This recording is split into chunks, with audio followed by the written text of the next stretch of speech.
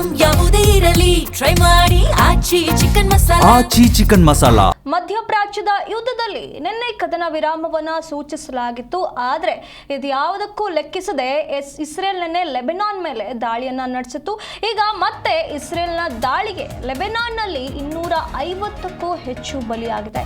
ಲೆಬನಾನ್ನಾದ್ಯಂತ ಇಂದು ರಾಷ್ಟ್ರೀಯ ಶೋಕಾಚರಣೆ ಘೋಷಣೆ ಮಾಡಲಾಗಿದೆ. ಮಿಸೈಲ್ ದಾಳಿಗೆ 1100ಕ್ಕೂ ಹೆಚ್ಚು ಜನರಿಗೆ ಗಾಯಗಳಾಗಿವೆ.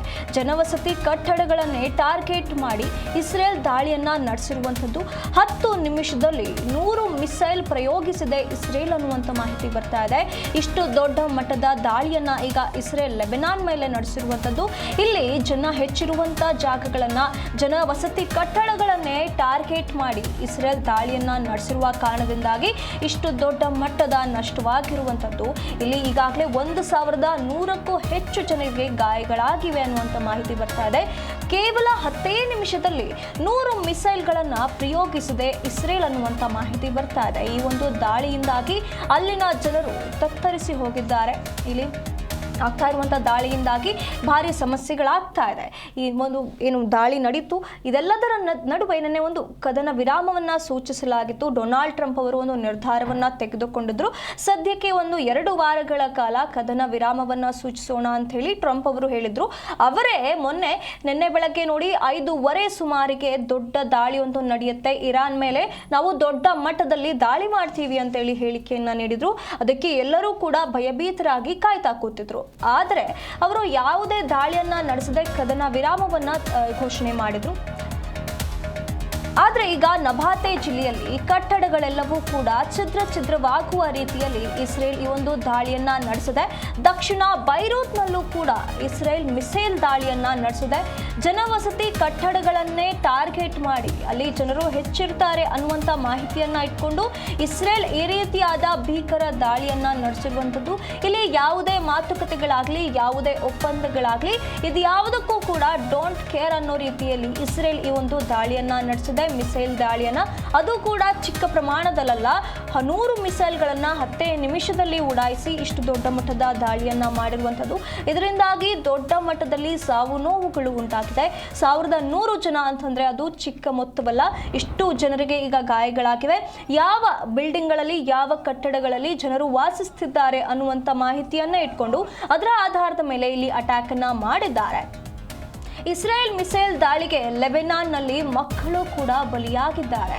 20ಕ್ಕೂ ಹೆಚ್ಚು ಪುಟ್ಟ ಕಂದಮ್ಮಗಳು ಕೊನೆ ಉಸಿರನ್ನ ಎಳೆದಿರುವಂಥದ್ದು. ಮುಗ್ಧ ಮಕ್ಕಳನ್ನ ಕೊಂದಿದ್ದೆ ನೆತಾನ್ಯಾಹು ಅನ್ನುವಂಥ ಈಗ ಕೆಲವೊಂದಿಷ್ಟು ಆಕ್ರೋಶಗಳು ಈಗ ವ್ಯಕ್ತವಾಗ್ತಾ ಇರುವಂಥದ್ದು. ಈ ರೀತಿಯಾದಂಥ ದಾಳಿಯಿಂದ ಭಾರಿ ಆಕ್ರೋಶ ವ್ಯಕ್ತವಾಗ್ತಾ ಇದೆ. ನೆತನ್ಯಾಹುವ ವಿರುದ್ಧ ಈ ರೀತಿಯಾಗಿ ಆಕ್ರೋಶವನ್ನ ವ್ಯಕ್ತಪಡಿಸುತ್ತಿದ್ದಾರೆ. ಇಸ್ರೇಲ್ ನಡೆಸಿರುವಂಥ ಈ ಒಂದು ದಾಳಿ ಬಹುದೊಡ್ಡ ದಾಳಿ ಎಂದೇ. ಈ ಒಂದು ದಾಳಿಯಿಂದಾಗಿ ಇದರಲ್ಲಿ ಚಿಕ್ಕ ಮಕ್ಕಳು, ಪುಟ್ಟ ಮಕ್ಕಳು ಕೂಡ ತಮ್ಮ ಪ್ರಾಣವನ್ನ ಕಳೆದುಕೊಂಡಿರುವಂಥದ್ದು. 20ಕ್ಕೂ ಹೆಚ್ಚು ಪುಟ್ಟ ಕಂದಮ್ಮಗಳ ಪ್ರಾಣ ಹೋಗಿದೆ ಈ ಒಂದು ದಾಳಿಯಿಂದ ಅನ್ನುವಂಥ ಮಾಹಿತಿ ಬರ್ತಾ ಇದೆ. ಜನವಸತಿ ಏನು ಕಟ್ಟಡಗಳ ಮೇಲೆ ನಡೆಸಿರುವಂಥ ದಾಳಿಯಿಂದಾಗಿ ಈ ರೀತಿಯಾಗಿ ಆಗಿರುವಂಥದ್ದು. ಇಲ್ಲಿ ನೆತನ್ಯಾಹು ಅವರು ಮುಗ್ಧ ಮಕ್ಕಳನ್ನ ಕೊಂದಿದ್ದಾರೆ ಅಂತ ಹೇಳಿ ಅಲ್ಲಿ ಆಕ್ರೋಶ ಕೂಡ ವ್ಯಕ್ತವಾಗ್ತಾ ಇದೆ. ಈ ಒಂದು ಉದ್ವಿಗ್ನತೆ ಎಲ್ಲೋ ಕಡಿಮೆ ಆಗತ್ತೆ ಅಂತ ಎಲ್ಲರಿಗೂ ಅನಿಸ್ತಾ ಇರುವ ಸಮಯದಲ್ಲೇ ಮತ್ತಷ್ಟು ಈ ಒಂದು ಯುದ್ಧದ ಭೀತಿ ಹೆಚ್ಚಾಗ್ತಾ ಇದೆ. 10 ನಿಮಿಷದಲ್ಲಿ ಇವರು 100 ಮಿಸೈಲ್ಗಳನ್ನ ಪ್ರಯೋಗಿಸ್ತಾರೆ ಅಂತಂದ್ರೆ ಇಲ್ಲಿ ಇದು ಎಲ್ಲಿವರೆಗೆ ಹೀಗೆ ಮುಂದುವರಿಯುತ್ತೆ? ಹಾಗಾದ್ರೆ ಇದಕ್ಕೆ ಅಂತ್ಯವೇ ಇಲ್ಲ ಅನ್ನುವಂಥದ್ದು ಈಗ ಎಲ್ಲರಿಗೂ ಮೂಡ್ತಾ ಇರುವಂತ ಪ್ರಶ್ನೆ. ಯಾವಾಗ ಇದೆಲ್ಲದಕ್ಕೂ ಅಂತ್ಯ ಬರುತ್ತೆ? ಎಲ್ಲರೂ ಕೂಡ ಕದನ ವಿರಾಮಕ್ಕೆ, ಕದನ ಅಂತ್ಯಕ್ಕೆ ಕಾಯ್ತಾ ಇರುವ ಸಮಯದಲ್ಲೇ ಮೇಲಿಂದ ಮೇಲೆ ಈ ರೀತಿಯಾಗಿ ಯುದ್ಧವನ್ನ ಮಾಡ್ತಾ ಇರುವಂಥದ್ದು, ಇವರ ಮಿಸೈಲ್ಗಳನ್ನ ಪ್ರಯೋಗ ಮಾಡ್ತಾ ಇರೋದ್ರಿಂದ ಬಹು ನಷ್ಟವಾಗ್ತಾ ಇದೆ. ಇಲ್ಲಿ ಅಮಾಯಕರ ಜೀವಗಳು ಹೋಗ್ತಾ ಇದೆ. ಇಷ್ಟೆಲ್ಲ ನಡೀತಾ ಇದ್ರು ಕೂಡ ಇದಕ್ಕೆ ಎಲ್ಲಿ ಅಂತ್ಯ, ಯಾಕೆ ಅಂತ್ಯ ಆಗ್ತಾ ಇಲ್ಲ ಇದು ಅನ್ನುವಂಥದ್ದು ಎಲ್ಲರಲ್ಲೂ ಮೂಡ್ತಾ ಇರುವಂಥ ಪ್ರಶ್ನೆ.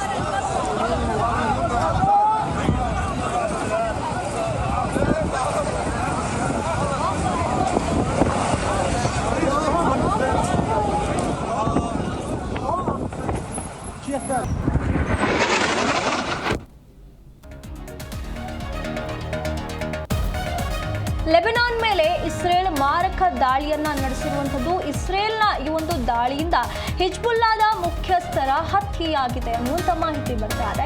ಹಿಜ್ಬುಲ್ಲಾ ಮುಖ್ಯಸ್ಥ ನಯೀಮ್ ಖಾಸಿಂ ಹತ್ಯೆ ನಡೆದಿದೆ.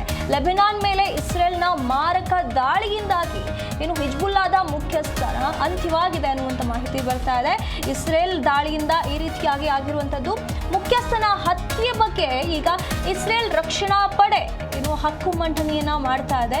ಇಲ್ಲಿ ಆಗಿರುವಂತಹ ಈ ಒಂದು ಅಟ್ಯಾಕ್ ನಿಂದ ಮುಖ್ಯಸ್ಥ ಹಿಜ್ಬುಲ್ಲಾ ಮುಖ್ಯಸ್ಥ ಏನು ಸಾವನ್ನಪ್ಪಿದ್ದಾರೆ. ಇದರ ಬಗ್ಗೆ ಹಕ್ಕು ಮಂಡನೆಯನ್ನ ಈಗ ಇಸ್ರೇಲ್ ರಕ್ಷಣಾ ಪಡೆ ಮಾಡ್ತಾ ಇರುವಂತದ್ದು.